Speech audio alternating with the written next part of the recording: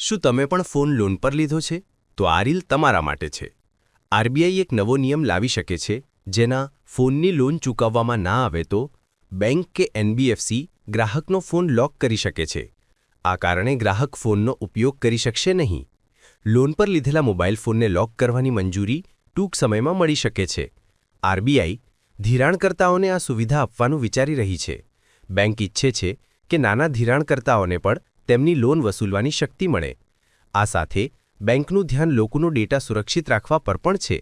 તેથી બેંક એક એવી પદ્ધતિ તૈયાર કરી રહી છે જે ધિરાણકર્તાઓને વપરાશકર્તાઓના ડેટા સુધી પહોંચતા અટકાવી શકે છે. ચાલો જાણીએ, બેંક ફોન કેવી રીતે લોક કરી શકે છે. આ માટે બેંકો અને એનબીએફસી એક એપનો ઉપયોગ કરી શકે છે. આ એપ ગ્રાહકના ફોનમાં ડિવાઇસ ખરીદતી વખતે ઇન્સ્ટોલ કરવામાં આવશે. Google device lock controller, Samsung finance plus app અને અન્ય એપનો ઉપયોગ કરી શકાય છે. જો તમે પણ ફોન લોન પર લીધો છે, તો લોન ચૂકવવાનું ભૂલતા નહીં, નહીંતર તમારો ફોન પણ લોક થઈ જશે. અને આવી જ માહિતી માટે જોતા રહો મંતવ્ય ન્યૂઝ.